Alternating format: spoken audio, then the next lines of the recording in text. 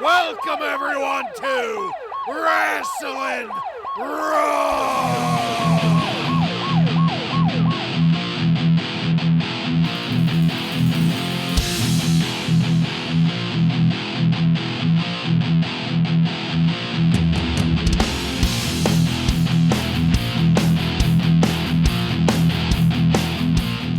You're listening to Wrasslin Raw, the podcast that takes you back to when the World Wrestling Federation developed a little bit of an attitude. Thank you for joining us. You're here with Ryan Arico. Please, King, we're hungry. Joe Giammatteo. You two better beware of the click. Oh, yeah. I'm the one and only Jason Bartlett, and we're going to examine WWE history one pay-per-view at a time.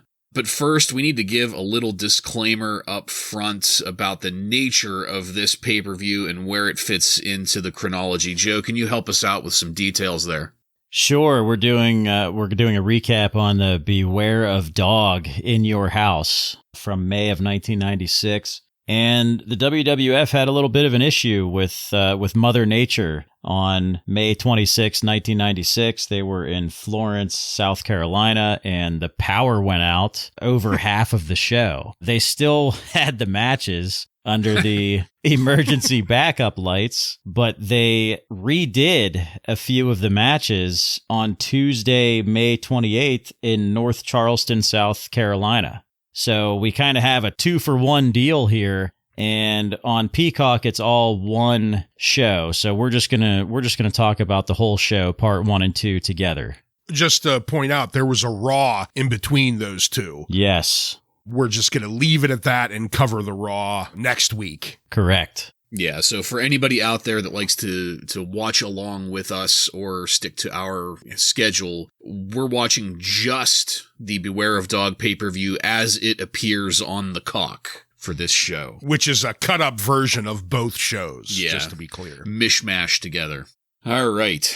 Now that that's out of the way, this is, as we've said, a pay-per-view show, so pay-per-view rules are in effect. We're going to be giving our personal star ratings on these matches. Joe will follow up with Dave Meltzer's star ratings from the Wrestling Observer, and then we'll have a breakdown of the numbers at the end. So, without further ado, in this episode of Wrasslin Raw, we're going to be talking about In Your House 8, Beware of Dog, also Beware of Dog 2. These pay-per-views aired on May 26th and 28th of 1996, as Joe said, in Florence, South Carolina. That was at the Florence Civic Center, and then the following Tuesday at the North Charleston Coliseum in North Charleston, South Carolina. These pay-per-views feature Vince McMahon and Jerry the King Lawler in Night 1 and Jim Ross and Mr. Perfect in Night 2. Hopefully our fans are able to keep track of that. I had a hard time with it, but now that that's kind of laid out, are you guys ready? I'm ready. Ready. All right, then. Let's get into it. This pay-per-view is going to kick off with some serious Jerry Springer clickbait video shit. It's fast-paced. It's back and forth between audio clips of people making accusations and Shawn Michaels denying them. It's shadowy. Very shadowy. All in all, it makes things seem a lot more exciting than they actually are in this angle. We cut then to the intro sequence, and this time that In Your House logo has been chained up outside like a dog and makes an attack attempt on us, the viewers.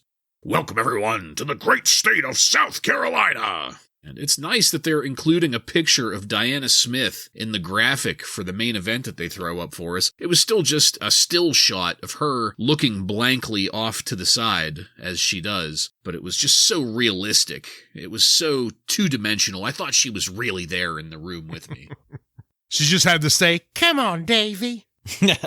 Coming away from that, we're going to go straight into our first match of the night. Mark Marrow with Sable defeats Hunter Hurst Helmsley by pinfall in 16 minutes and 43 seconds. Going into this match, there was an interview with Doc Hendricks talking to Mark Marrow, and it was pretty lame.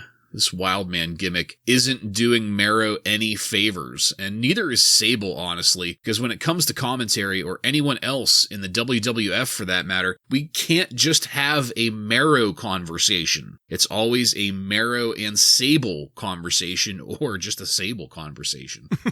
Look at that bombshell. Doc sure was looking at her. Yeah. It was immediately clear that Hunter was the one carrying this match once things got going, and that's in terms of the work and really any other way you want to choose to look at it. That remained the theme for this match.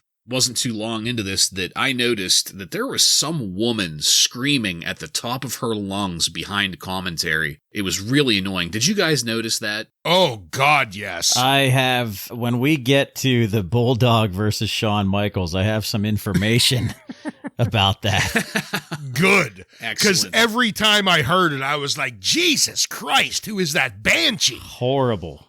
Anita was sitting next to me while I was watching this, and I turned to her and said, I've never wanted to mute a wrestling event so badly in my entire life. It was like they had the mic right next to the person. Yeah. And whenever I say screaming, for our listeners out there, I mean like top of her lungs to the point where her vocal cords were probably getting shredded and you couldn't understand what she was saying. Roaring. I used the word banshee because it literally sounded like some graveyard screech. It was terrible. Yeah. She's probably the reason why the power went out, not the thunderstorm. Well, the camera focusing on Jerry Lawler and Hunter's valet there at the side at the commentary table was pretty funny. It looked like that poor woman had no idea what was going on, where to look, who to talk to. She was a complete deer in headlights there. I will say, though, that Sable is getting better at being a valet. She's at least more involved now. She knows how better to direct her attention. Instead of strutting and posing where the cameras are, she's starting to cheer for Marrow in the ring a lot more now. So, silver linings and all that. She's at least becoming more effective in her role. There was a lot of time spent working on Marrow's arm in this match, and that's when I remembered that this was a 17-minute match. That's a pretty tall order for Marrow. No wonder we spent so much time sitting in holds. And then once I noticed it, that's all I could see, working on Marrow's arm again and again, throwing him to the corner, sitting on his shoulder. Once we got Hunter climbing to the top turnbuckle, that woman was screaming so much in the background that this is where I considered muting it. This was in my notes before I realized that things were going to get a little screwy with the chronology, like when it was going to happen. Because I was really thinking up to this point that I was going to have to listen to this bullshit throughout the entire fucking pay-per-view. I was getting pretty salty about it. Marrow almost overshot a leap off the top turnbuckle and into a sunset flip. It looked pretty rough. And then Marrow hurt his knee leaping over the top rope for the second time of the night. I can't help but wonder just how many injuries Marrow is going to have by the end of this match between his knee and the arm and all of the things that have been going on here. And his ego after Sable powerbombs him. Ego.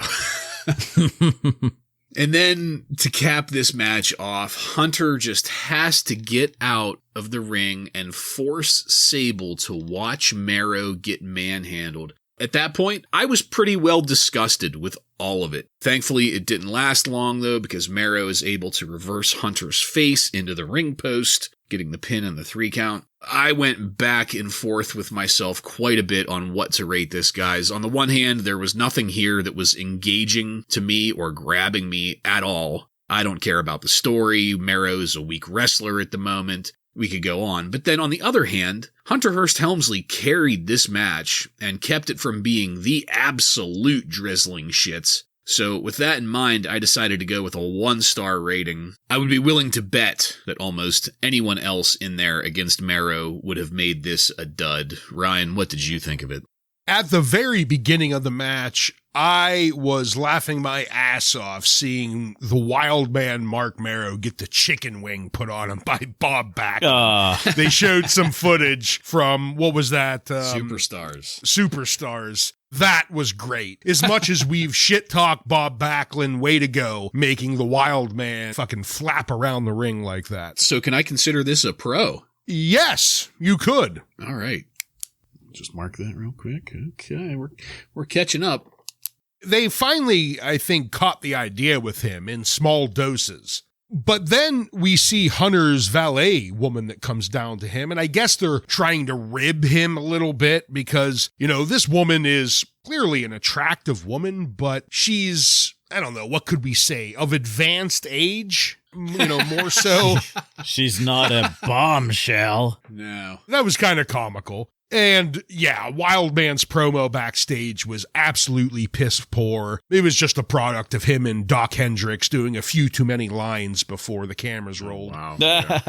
The match started, and, at the beginning, they looked like things might go okay. And even working with Wildman's shoulder injury, I thought that Hunter was doing a pretty good job of working on that injured shoulder and not using the same maneuvers all the time, switching it up and at least keeping it as engaging as possible. But Mark is just not that good. He looks better than he is, I guess, is a way to put it. At one point, Hunter starts just pummeling on Marrow, and it's probably the best acting we get out of him. He collapses in the corner, and Hunter's just going crazy on him, and the ref completely loses control. And Vince uses this as an opportunity to remind us that Harvey Whippleman is examining all of the WWF refs. So they found a way to shoehorn that in. But most of the credit, as you said, has to go to Hunter Hearst Helmsley. He's doing a great job of just carrying this match. There are a few moves that I will give to Marrow. His Frankensteiner off the top rope, I thought was pretty impressive. I mean, again, Hunter sold it really good, but I can't drag him for that. And then he followed that up a few minutes later with a pretty decent-looking flying head scissor. So I thought both of those moves in conjunction were pretty good. And then the King said something about Marrow that I kind of laughed about, saying, I can't believe Sable didn't dump him yet when he was getting the ass kicked out of him. And I'm thinking, to the future, that's kind of funny to think about because she is absolutely going to dump him in the future. But is this pay-per-view worthy? No, it's not. It's just sad because, we talked about the curtain call last week.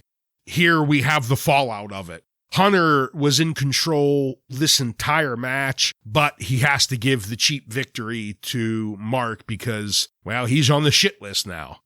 As far as the match actually goes, there was some decent work, and because of that, I'm going to be in your camp, Bartlett. I can't quite give it a dud, but it doesn't do much better than a 1 star.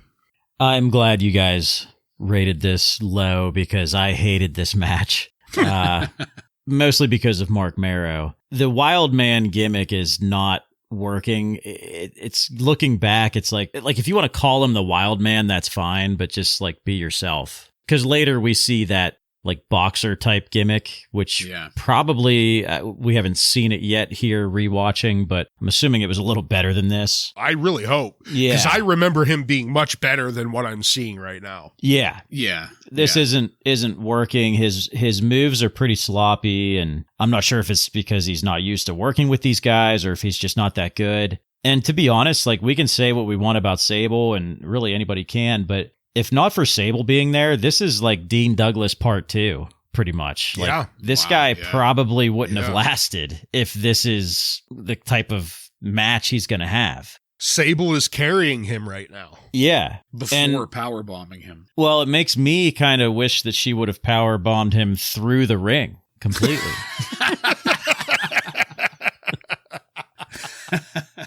What'd you say, Bartlett, 17 minutes? Straight to hell. Yeah, 16:43. So 17 minutes, if these guys know they got to go 17 minutes and you're going to be a one-armed man for the entire match, do you guys believe that Hunter Hearst Helmsley can't just pedigree a one-armed man in 2 minutes and end the match? And then by the end, one arm, one legged, man. Yeah. Well, yeah. As Vince would say, he rips his knee later on, so... I also like the King calling him half a man. Which is funny because he gets his wife stolen by Brock Lesnar later in life. No. But... oh, man. Digging into him there. Wow. But the ending, too. The ending I disliked very much because I think the ending would have been better if Hunter was actually going to destroy him and win the match, because then you have Sable showing concern for Mark Marrow. But no, Mark Marrow gets the roll-up win. So it was just kind of lame to me. But also, like you mentioned, it's the start of the burial of Hunter Hurst Helmsley, so that's probably part of it. I'm actually giving this a dud. I thought it was way too long and boring and just, again, not believable at all with the shoulder injury. And Dave Meltzer enjoyed this match. He gave it 3 stars. He doesn't really have any comments as to why, but he rated it 3 stars. What a fucking idiot. I just wish I got the cut of the match he got. Right? Yeah, I remember the boxer gimmick later on, I think, being more in a line with Marrow's personality, like a little bit of a loudmouth, a little bit of an arrogant kind of a prick gimmick, but not like this, like shaking himself and dancing around and trying to be what he thinks the definition of a wild man is. I look forward to getting to it. Next, though, we're going to move on to backstage with Mr. Perfect. Mr. Perfect's there with a whole group of people. Jim Cornette is foremost among them, cutting a promo to Perfect about the main event. Owen Hart is there with what looks like a broken arm and his slammy. Clarence Mason is just as busted up. I don't really know what exactly happened there at this point in the notes, but the takeaway of all of this is that for the Bulldogs match against Shawn Michaels, Owen Hart will be there as the British Bulldog's manager, as the Bulldog vies for the title. And so that is going to take us into our next match. Shawn Michaels with Jose Lothario versus the British Bulldog with Owen Hart, Diana Smith, Clarence Mason. It's going to end in a no contest with Shawn Michaels retaining the WWF World Championship in 17 minutes and 21 seconds. First note, what the hell is Jose Lothario still doing there? I think I'm going to repeat that every fucking time I see him from now on. He's there to point at Shawn as he strips. Yes. Yes. Just in case you're missing it. Yeah. Look at him, everybody. I trained him to do that. That pelvic thrust, that was me. Clarence Mason on the mic at the start of the match was pretty lame, although Clarence calling Diana Smith a precious little budding tulip was funny. Shawn Michaels looked just as bored as I was with it. And then they actually served Shawn Michaels a quote-unquote subpoena, with the charge being attempted alienation of affection. Man, the bullshit is deep on that fucking angle. Like anybody would believe any of that bullshit. I like the reversals in the rope work that started this match off, because we definitely need to move past that shit. Oh my god. You could tell that they were working it out on the fly, but it ended up looking pretty good at first here. But then we ended up spending a bit too much time with Shawn holding the Bulldog in a headlock. It was hard to believe that someone as massive as the Bulldog would be helpless in that situation against somebody as relatively smaller as Shawn Michaels. I'm not trying to say Shawn Michaels is a skinny wimp here or anything, but compared to the Bulldog, that's not a very fair comparison at all. But that whole working it out in the ring strategy just wasn't as effective as the match kept going. There were quite a few instances of miscommunication that were blatantly obvious. In the best spots, it was just an extra stutter step. In others, it was a full-on botch of a move. I loved the Bulldog picking up Michaels from that odd pinning attempt and then deadlifting Michaels up into a suplex. That never fails to impress me. And then, still, that fucking woman was screaming in the background a lot again here. I actually had to restrain myself from texting you guys about it, because it was that annoying. And I just want to say on the record here for all of our listeners, if that woman that was screaming is out there listening, and somehow my words are able to get back to her, I want her to know that she was by far the worst part of this fucking pay-per-view so far, and almost ruined the entire experience for me. So you should feel terrible about yourself. I loved Owen Hart carrying his Slammy Award around and all of the casual mentions from commentary about it. And I had to laugh when Michaels accidentally went through the ropes and to the outside. He laid there like he was just knocked out. I was waiting for the Hart mother to step over him as though he were dead, like she did to Bulldog before. Shortly after that, getting back into the ring, Michaels was barely able to clear the top rope leaping in, and when the official got put out of the ring, I had to wonder if that was a shoot or not. If it wasn't a genuine accident, then it was a hell of a spot. It looked good and was timed perfectly. Then a second official came down and told the Bulldog to stop what he was doing, then counted a pin for the Bulldog after a suplex. What? Everybody got in on it and celebrated, and then Earl fucking Hebner climbed back into the ring and raised Shawn Michaels' arm, and then fucking Gorilla Monsoon gets involved, just as some kid was hitting Diana Smith with a pool noodle as she was walking back down to the ring. What this amounts to is that in that suplex pin, both competitors had their shoulders down, while one official called Shawn's shoulders, the other official called the Bulldog's shoulders. And the end result here is that it's a no contest. Shawn Michaels retains the belt, and nothing got solved, although I'm not sure what a wrestling match would have really done to solve these allegations of sexual harassment against the person in the workplace. But they did spend a lot of time reviewing angles of the pin, and all they really do is highlight how much the Bulldog helped Shawn through the suplex. And that's where it ends. And guys, for me, I think this was a train wreck.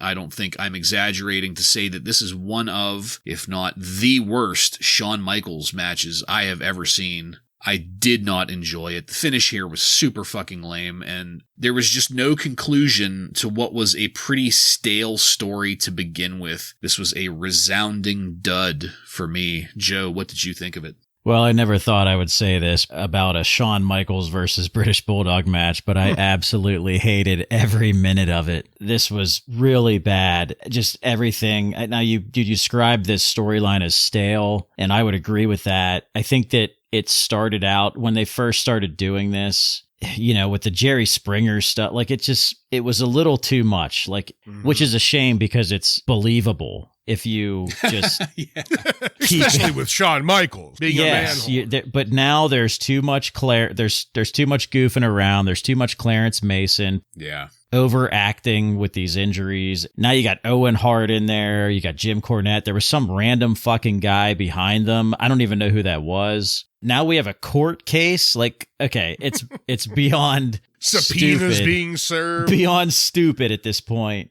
And Diana sucks anyway. So, I mean, it's just not, there's too much baggage here. And the other thing is, it's for the title. Like, this is for the WWF Championship. Yeah. Does Davey Boy Smith want the title? Does he want revenge? Like, what does he want out of this? Like, it's just, It's crazy. The one good thing I will say about this match is I take everything bad I said about Earl Hebner, I take it back. Because that bump that he took where he went flying out of the ring, that was pretty awesome. Yeah. Yeah. Even on the replay, it looked great. Mm-hmm. So that was nice. Bartley, you mentioned Shawn Michaels had a lot of holds on the British Bulldog, and there was a lot of talking. Like, at one point, even towards the end, he said something to Earl Hebner. You could hear him say, like, something Earl. And it was, like, right before Earl took that bump. It was like he was calling the whole entire match, and all these holds, he was talking the whole time. So it got me wondering, like, we've heard things about these two guys sometimes being in no condition to work. So I thought maybe there was, like, some extracurricular that happened earlier, and maybe they forgot what they were doing. But that was just really bizarre, and it really ruined the match for me. I also give it a dud. I hated the match. I hate the storyline. I hate Diana being involved. I hated this ending. It brought me back to that Bret Hart, Lex Luger Royal Rumble bullshit. Yeah. So I absolutely hated that too. Dud. Come on, Joey. Well, we are going to be pretty much in agreement here. Starting off with Clarence Mason. Why the fuck did this take so long? Like, we wasted 5 minutes of Clarence out there in a neck brace and an arm sling, fucking bitching and moaning about shit, and it was just worthless. No one gave a fuck about what was being said here, and even Shawn, they serve him with a subpoena that he rips up, which, if it meant anything, that would matter, but we all know it doesn't. Then, you know, at the very beginning, it looked like it might start out okay. They were going a little bit quick-paced, but it immediately turned into headlocks and prolonged head scissors, slower motion bullshit. And then after Shawn Michaels was done, it was Bulldog's turn to do some slow motion submission moves. And I completely agree. This was probably the worst Shawn Michaels match we have ever seen. But I'm going to say something here that I'm not sure I thought I was ever going to say, and maybe you guys disagree with, but this has now been multiple matches and multiple headline pay-per-views for the Bulldog where we followed this same pattern. It's a 20-minute long match with 17 minutes of submission moves. Is it because his conditioning isn't that great? Is he juiced up too much? Could he just not go that long in the ring? Because it seems to be he's the common factor here in Diesel, in Bret Hart, now Shawn Michaels, Ahmed Johnson. All of these matches are boring, and they're boring because they turn into nothing but, breather moves, submission moves. Maybe he's just good for a 3-4 minute Raw match at this point and shouldn't be headlining pay-per-views, because I have not seen him in a good headline pay-per-view match since he's come back. I don't really have much to really talk about in this match because it was just so fucking boring. It was one of the most boring. I mean, they are lucky the power went out and this got moved to the second match instead of being the headliner, because this was fucking piss poor. I agree with both of you. This was a dud, and they're telling us we're going to see another one of this. I ain't looking forward to it. Yeah, great point. They do let us know that there will be a rematch. Lucky us. I wonder if the issue here is that the Bulldog is only one half of a package that works. Sure. Maybe he was really only ever meant to be one half of the British Bulldogs with, the Dynamite Kid, because Dynamite Kid had a whole different kind of moveset and style than the Bulldog has, that would have been complementary to the Bulldog's brand of power move wrestling. So maybe that's what it is. Maybe the Bulldog needs to get put in a stable tag team with somebody that can complement his style. Like Owen, when he was with Owen. Yeah. Those matches were good. I'm just shocked. My whole life I've kind of loved the Bulldog, but the more and more I see him in singles action, the more I think he never belonged in singles action. Yeah. I'm starting to kind of lean that way too. Joe, what'd Meltzer have to say about this match? I just want to add to that, though, real quick before. I guess his most famous match was that one with Bret Hart in '92, right. and Bret Hart has said that he had to carry that match because Davey was like high on crack. Well, so, of course, Bret Hart is going to say that, though. I mean, he did. Who doesn't Bret Hart take a fucking dump on? But yeah. Bret Hart has carried every fucking match he's ever been in his entire life. But it's believable. But, I mean, the guy was high on crack, too. So maybe he's just partying too hard the night before. Who knows? Yeah. But Dave Meltzer did not hate this. He gave it 2.5 stars. He says, let's just say this was not Shawn Michaels' day. He appeared to be in a bad mood from the start. Apparently, a heckling fan got under his skin, and he was unprofessional about it enough that it hurt the match. Oh. He kept mouthing things at her to the point that all ringside fans around her began turning on him as well and only made things worse. Wow. It was not like it was a bad match, but it was far below the expected standards. So apparently Shawn was confronting this woman at some point. It might be edited out of the show. Banshee. Yeah. It has to be. It has to be the Banshee. Right. Yeah. Huh. Well, I remember seeing a couple spots in this match where you could see him mouthing like off to the side. Yes. But, I just thought that he was maybe talking to like Jose or like telling Owen to stay away or something like that. You know? He was just as distracted as you were by the Banshee. Jeez. Well, I'm not a fucking professional wrestler, so I think I can be forgiven for it, but what the hell is Shawn's problem here? I'm not very professional.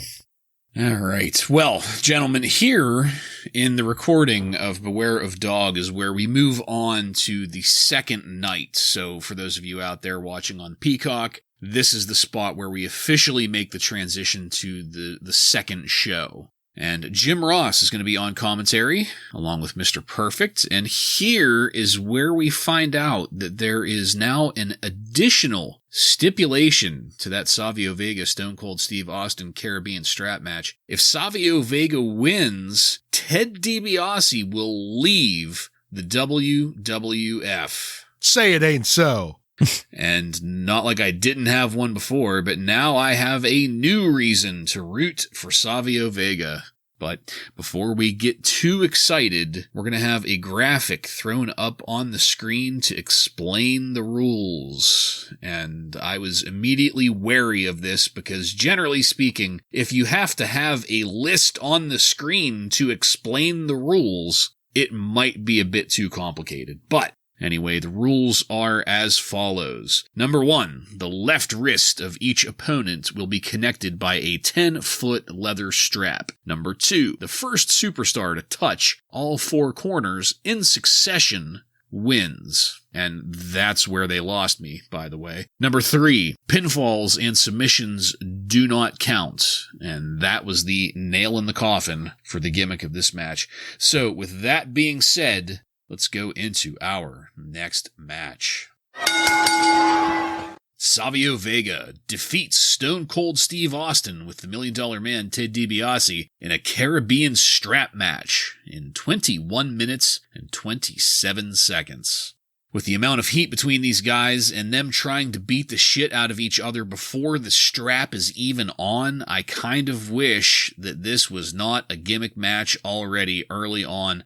Some of the action that we got at the beginning of this match was looking really good, and some of it was looking really bad, and the strap was behind it all. Some spots looked amazing, and they really brought me into the match, but then other things just looked awkward, and like the strap was getting in the way and causing them to get in the way of each other. This was a theme that would continue throughout this match for me.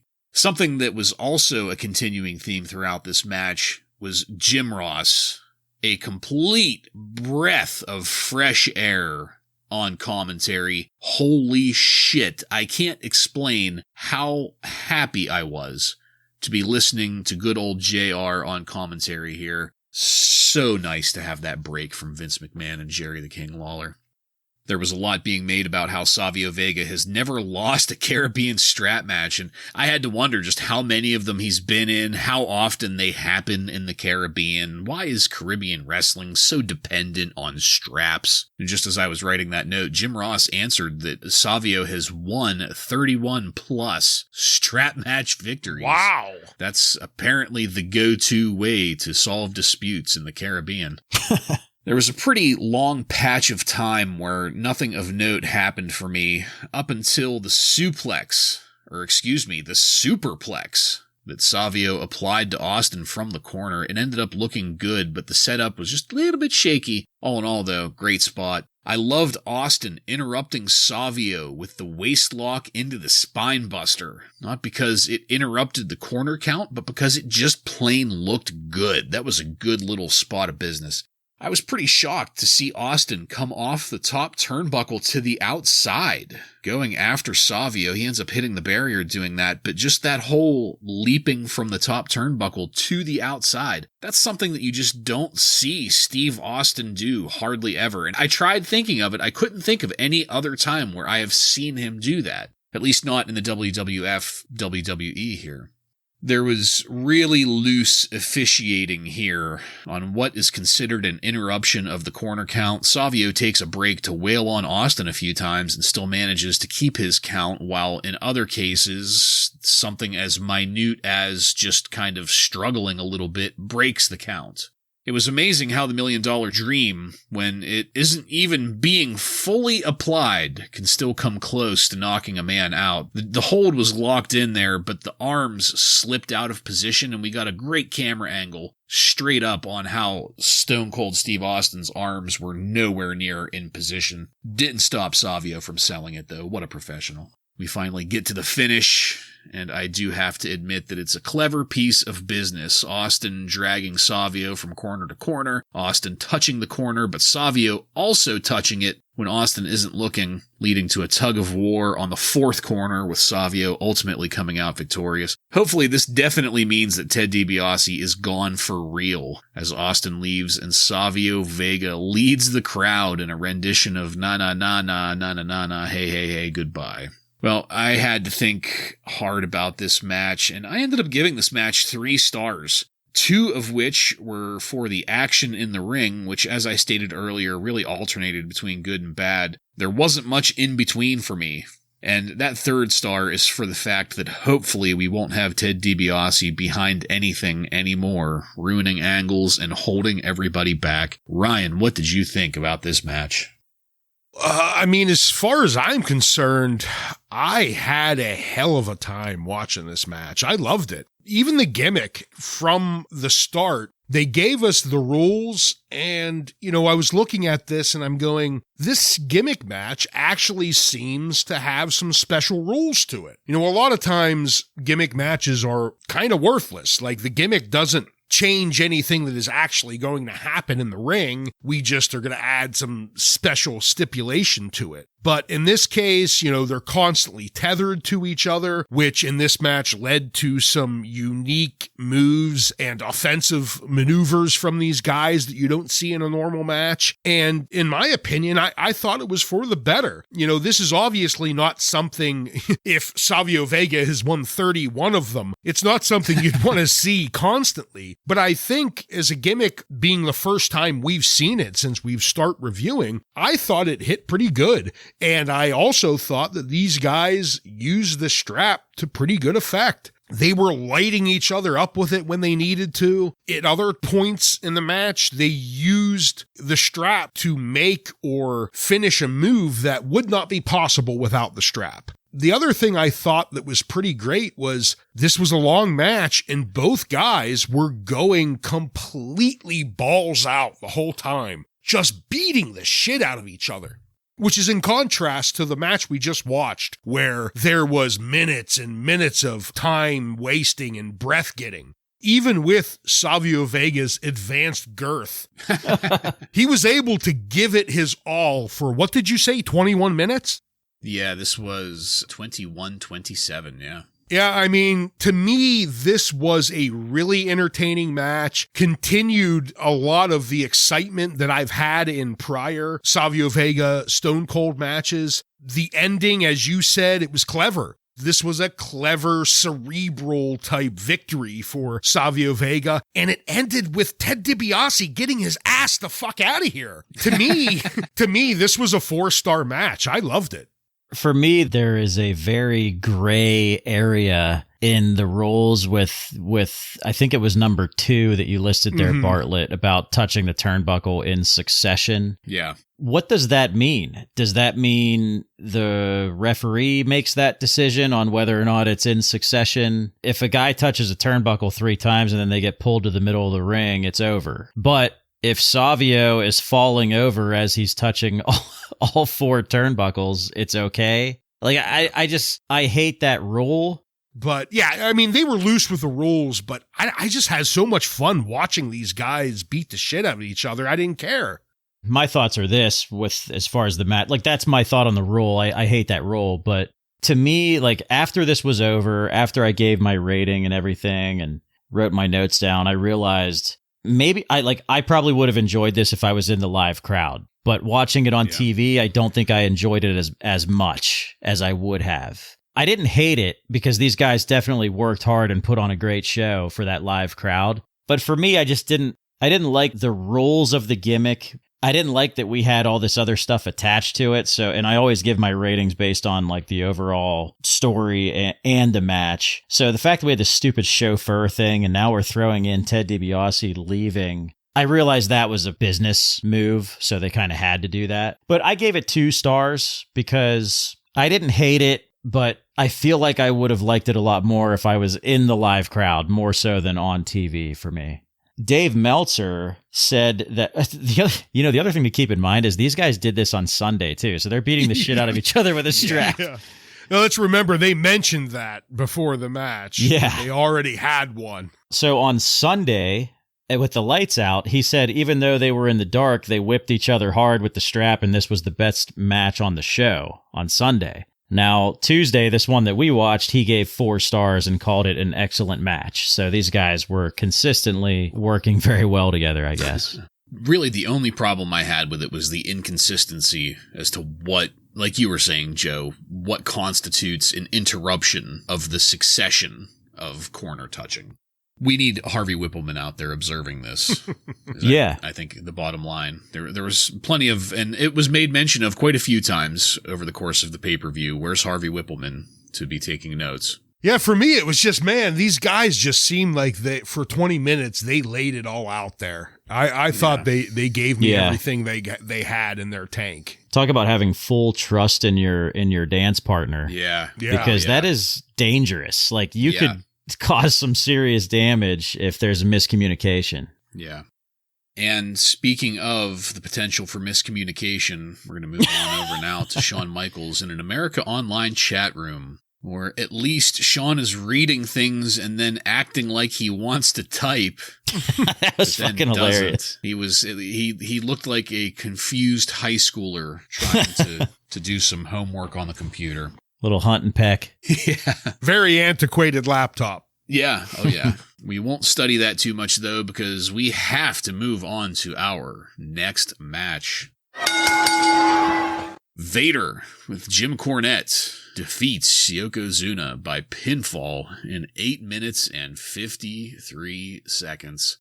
This kicked off with Vader and Yoko throwing some dukes at each other, and it was a little good and a little bad. Some of those hits were good and some of them were bad. And then just when I thought that things were maybe evening out a little bit, Yoko stood and yelled, "It's Banzai time." In an effort to get the crowd engaged, they booed him for it. This all just got Yoko out of breath. So then we had to go back to some tomfoolery in the ring. There was like a 3-point stance versus the sumo stance, ending with no action. Then there was some flexing between the two, ending with no action. There was some talking to Cornette. Then there was a repeat of the 3-point stance versus sumo, etc. In short, there was a lot happening in the beginning of this match so that nothing could happen. We didn't want to get Yoko tired out. And when it finally did happen, it was Vader to the mat, and then a clothesline to put Vader out of the ring, and then back to more of those half-good, half-bad punches. And then there were at least 2 full sequences repeated step by step. Now, the first sequence was that sequence with the sumo versus the 3-point, but then the second sequence was this one. Vader being put to the outside, Vader getting punched as Vader climbs in, Yoko lifts Vader's foot to take him down, and then Yoko leg drops Vader's leg. And when I say repeated, I mean that literally, down to the very beat and timing of these sequences. It was one after the other, like they were trying to fill time with a pre-planned set of spots that they just had to repeat. I'm not sure what was going on there, but Yoko wasted too much time setting up the Banzai drop in the end, and then spent too much time leaning on the ropes, too much time focusing on Cornette, and then a headbutt to Cornette in the ring. That was moderately satisfying, I guess, but I have no idea why this match wasn't called once there was more than the 2 competitors in the ring. As soon as Cornette was in the ring, that should have been a disqualification. Cornette did not make contact, though. I don't care. This was where's Harvey Whippleman when you really fucking need him? In the end, Vader hits a Vader bomb, and that's it for this match. This was a dud for me, gentlemen. Yoko is too far gone. So far, Vader only looks good when he can manhandle his opponents, and any heat that this angle had died weeks ago on a pallet on a forklift. Joe, what did you think of it? I really enjoyed Vader's entrance. This was one of those arenas where the crowd is sort of crowded around the entrance area, and they were really popping their ass off for Vader when he came out. So I enjoyed that. But after that, I stopped enjoying pretty much anything at all. I thought to myself when they were doing the sumo versus 3-point stance thing, I thought, are these guys even going to have a match? Like, I was actually thinking that at one point. And then they did the second false start. And I thought to myself, okay, I'm giving this a dud. I can't give this anything better than a dud. But then I thought, okay, they're actually having a match now. And they're having a better match than Yoko would have had with Mabel. Right? Maybale. So maybe I'll bump it up to 1 star. Maybe. I don't know. Vader doing a horrible job of selling his knee injury when he was... Oh, my God.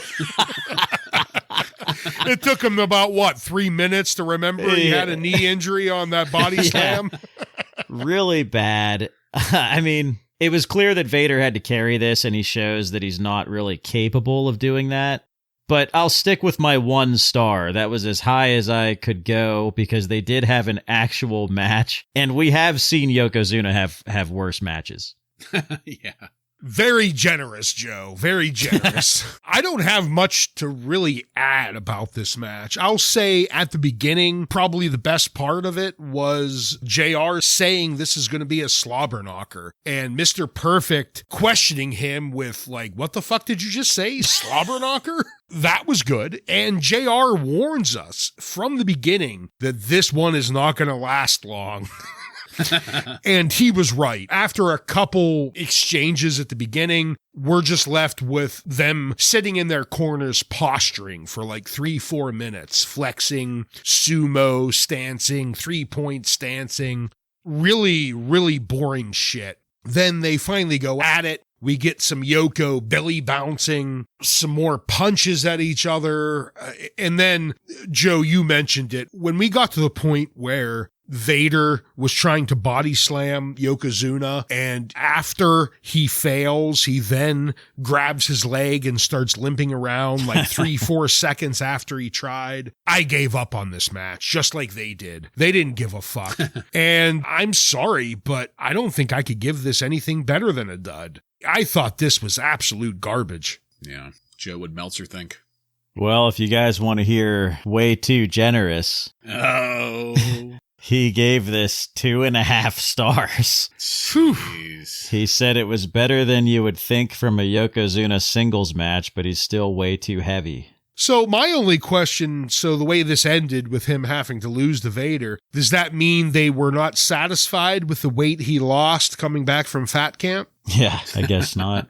Didn't they bill him as like 742 pounds or something like that? He's went up another 100 pounds.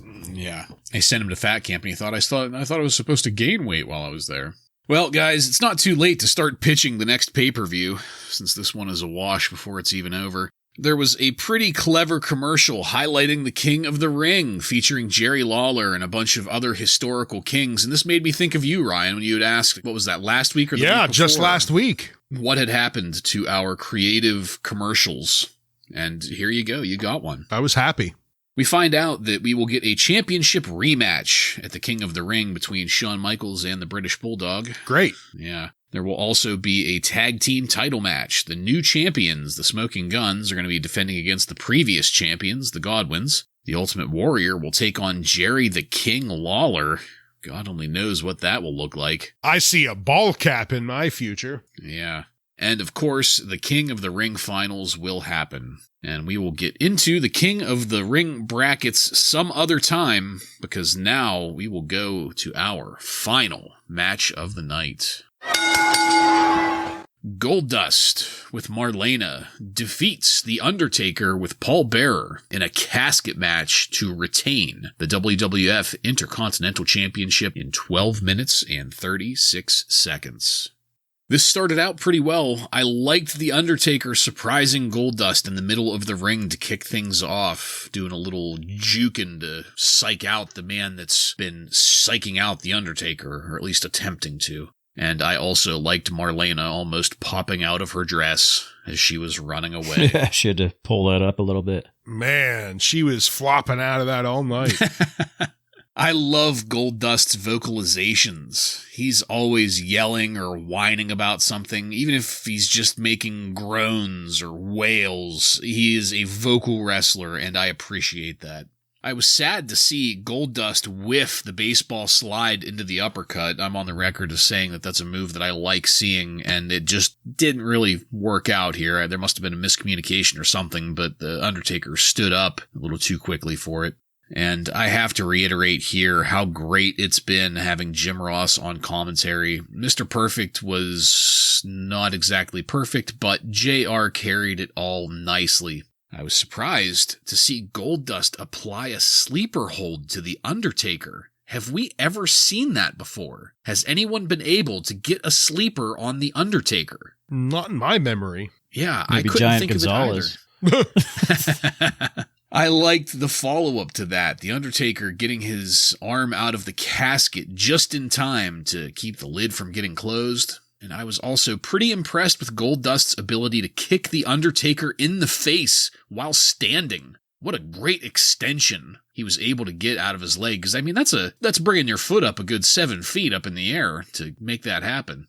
I liked the positioning of the Tombstone Piledriver next to the casket. That was a nicely thought out spot that made a lot of sense. But then I popped my ass off when Mankind magically appeared from inside the casket that was empty just moments before. Mankind applies the mandible claw, knocks out the Undertaker, and forces him into the casket, closing the lid and getting the victory for Goldust. As Mankind leaves, smoke starts pouring out of the casket, which has had its lid broken off, by the way, but that doesn't stop the show from going on, of course. The referees there with the casket do their best to keep it at least kind of looking straight. And of course, when they finally get the lid open, the Undertaker is gone. He has once again ascended to heaven, I'm guessing. But then the lights go out, and the lights go out for our pay-per-view here. We fade to black. I thought this match was pretty decent. I'm going with 3 stars for it because, while it wasn't exactly mind-blowing, it was definitely entertaining. And with 2 great wrestlers like The Undertaker and Goldust, I enjoyed watching it. Ryan, what did you think of this match and the way our pay-per-view ended? I'm going to start off saying I enjoyed this match, but at the very beginning, they say something that I don't necessarily agree with. They say that Goldust, if he were to win, would be the first to ever beat The Undertaker in a casket match. Oh, I didn't catch that. That's just flat out wrong. Yokozuna beat him in their first casket match. I mean, yes, he had 12 people help him, but he was still the victor in that match. So this would not be The Undertaker's first loss of a casket match if it were to happen. That's just being a nitpicking douchebag, though. As far as the actual match goes, yeah, I agree with you. These 2 guys worked really well together. The only odd spot that I really found was Goldust landed a Tombstone Piledriver, and I just wasn't really sure why they would have him nail a Tombstone Piledriver here. You know, later on with Kane, of course, that makes sense. That was just a little bit odd here, but I thought they did a good job of incorporating the casket here, especially when The Undertaker stuck his hand out just in time. He rose it up like the hand out of the grave, you know what I mean? It was just a really good visual. Another thing that was really interesting, and JR brought it up, is that he couldn't remember the last time he saw someone body slam and just generally slam The Undertaker around like this. And I think this brings up an important thing about Dustin Runnels and how much we forget that he is a giant motherfucker. You know, he's not small. Yeah. And, you know, he's able to get in the ring and make it look like he could be an actual threat to The Undertaker, because he is by far not a small guy. But the way The Undertaker set up that tombstone right beside the casket, it was just one of those little things that made you think, oh, this maybe is real because he thought this out in advance. Like, I need to land this finisher right by the casket, so I'll roll him in there. And then to have Mankind waiting in there. I mean, maybe the people in the crowd saw him sneak in there, but for us behind the camera, this was a great visual. Just really excellent work. It might build up Mankind more than Goldust, but regardless, I thought they ended this pretty strong. And then with the smoke pouring out of the casket and the Undertaker not being there, just really good theater as well as good ring work. And because of that, I'm in complete agreement with you in giving it 3 stars. Yeah, I really enjoyed everything about this. There wasn't much that I did not enjoy here. We had Marlena falling out of her dress. We have Goldust really showing his versatility here. I mean, there were no antics. There was no dry humping. There was no kissing. There was none of that stuff. Yeah. This might be one of the best Goldust matches I've seen. Yeah, there were no stupid antics. And really, I can't say enough how relieving it is to have Mankind here to give The Undertaker something to work with finally for the first time in 4 years. And to use Goldust, kind of weave Goldust in there too, because Goldust is going to be doing other things we're going to find out shortly after this. So this was sort of just... they were just kind of weaving him in here, and it worked so well. The only thing that was kind of weird with this was that the casket, this was probably one of the worst operating caskets that they've built. The lid, they're having problems with the lid. It was moving and coming off, but they pulled off their magic trick that they did. So it's okay. For all of this, just the entire thing, I'm going to give this 4 stars because I thought it was entertaining throughout the whole thing. Paul Bearer at the end was hilarious, just screaming, he's gone, was hilarious. Dave Meltzer gave this 2.5 stars, saying Goldust was a lot more aggressive than usual, but he made another note that I wanted to point out to you guys. He said that Jim Ross called Mankind's move the Mandible Claw. Right. I didn't catch that. They have not mentioned that yet, so that's our first time of hearing about the move being called the Mandible Claw. Yeah, I thought I had heard that. I was so wrapped up in the match and what was going on that I didn't want to rewind it at the time. I'm glad to have that validated because I thought that that's what I had heard but wasn't positive. All right. Well, guys, as I said, that was the end of our pay-per-view here. So this takes us to the most important question of all. Joseph, at a cost of $19.95, did you get your money's worth?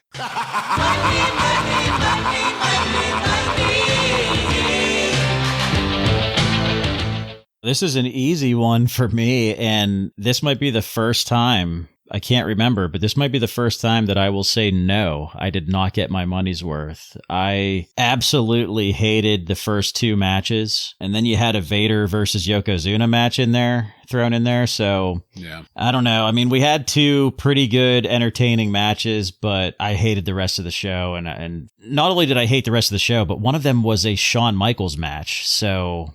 I got to say no, I didn't get my money's worth. Yeah, sadly, I'm going to be in agreement here. We had some strong matches. I, more than both of you, really enjoyed the Caribbean strap match. I thought the Undertaker Goldust match was really good too, but the rest of this pay-per-view just really drug it down. And for me, the thing that really drove it home was what should have been the headliner match, the heavyweight title match, was a dud. It was just boring as fuck and had no excitement. So I have to give this a no. It was not worth my money. Yeah, we're going 3 for 3 on that. The way that I was looking at this when making my decision is, and Joe, maybe you know this, because I don't. I didn't look into it, unfortunately, but I was looking at this in terms of, so if I had paid the $19.95 on Sunday the 26th, what exactly did I get for that money? Did I get 2 matches and then a whole bunch of blackout time? Did I get a free pass to watch the show on that following Tuesday the 28th? And there's the potential for me to find out the endings to all of these matches because they had the matches in the dark there. So if I'm a contemporary fan back in 96 that has shelled out my money for this and shit happens, I don't get to see everything on that Sunday the 26th, and then I check out, I don't know, maybe a bulletin board system on AOL, or maybe I have an advanced copy of Pro Wrestling Insider or The Observer or something, I get all of the match finishes spoiled for me. And then whenever I watch it on Tuesday, I already know what's going to happen. It just kind of, to me at least, reinforces the idea that maybe this isn't real. If we're going to repeat all of these matches right down to the finish. In fairness, though, 2 points. They cannot control the weather. You know what I mean? Yeah. There's nothing they can do about that. And 2, and the only people that are really going to know anything about the outcomes of this match are smart fans, people that went out and looked for that information. Your average fan didn't have anything ruined, I don't think. Which, you're right, those are fair points. But at the same time, I mean, again, so you're saying that we have these matches on Sunday night, and because shit happens and not everybody got to see them, we're going to, in kayfabe terms at least, we're going to have rematches, and it just so happens that the same outcomes happen, the same finishes happen. All right, so I'll stop you there, because when I hear you say that, they did have different finishes. Okay, excellent. The Yokozuna match was different, right? Yokozuna won in Florence and Vader won in Charleston. Okay. Goldust Undertaker, Goldust won the match, but the finish was different because 6 heels came in and interfered on Sunday to help Goldust win. Closer to the Yokozuna ending. While the Tuesday finish was the actual planned finish, with Mankind coming out of the casket. Okay. So they did call it on the fly to have a different finish on Sunday for that match. So there were different outcomes. Well, in that case, I take that back. But still, I think my answer would heavily depend on just what exactly we ended up getting for our 1995. It still wasn't worth the money. Right. No. Well, either way, sir, you're going to have to call your local cable provider. Well, with all of that, Joe, please, can you give us a breakdown of the numbers? Yeah, the numbers are a little strange because Dave Meltzer really only gave us the night 1 thumbs up, thumbs down. So only 22.8% thumbs up for that event and 77.2 thumbs down. So the live crowd did not enjoy this event. I already explained the outcome differences. The other thing worth noting here is that Ted DiBiase gave notice that he will be going to WCW. That kind of flew under the radar because we knew about Razor Ramon and Diesel. But yeah, Ted DiBiase is jumping ship and his contract doesn't expire until August. They decided to just cut the cord. Smart decision. Yeah, now I don't know if they actually got rid of him because I thought about that timeline. I don't think he shows up for the NWO until about that time, like August time period. So I wonder if maybe they just wrote him off TV and still paid him through that contract. So yeah, he is gone. The $1 Million Corporation is no more. Hallelujah. Yeah, Stone Cold Steve Austin era by himself has officially begun. I'm kind of wondering just in the back of my head, because I don't know for sure, but now that Ted DiBiase is officially gone, the next time we see Stone Cold, are we finally going to get his music? Yeah, that's interesting. I don't know. All right. Well, thank you, Joseph. Illuminating as always. And that's it, folks. We are done with this one. I want to thank you again for joining us. If you like what we're doing here and want to connect with us, you can email us at WRASSLINRAW. Just add @gmail.com to the end of that to submit questions or comments. Check us out on social media and on every podcast subscription platform. While you're there, don't forget to follow and subscribe to get every episode of Wrasslin Raw coming to you every week. Give us a 5-star review and let your friends know how much cooler they would be if they became Rawheads like you and me. Next week on Wrasslin Raw, we're going to take a look at the Raw that aired on May 27th, 1996. Matches featuring the Smoking Guns, the Ultimate Warrior, and many more. So, for Joe and Ryan, I'm Jason, and this has been Wrasslin Raw.